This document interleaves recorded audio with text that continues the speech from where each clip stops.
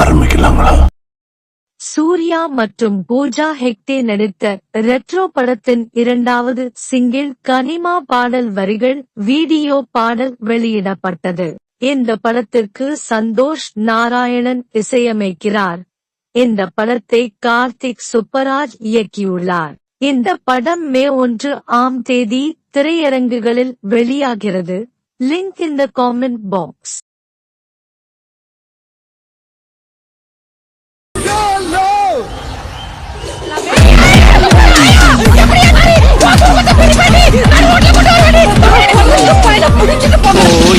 இது சொன்னாலும்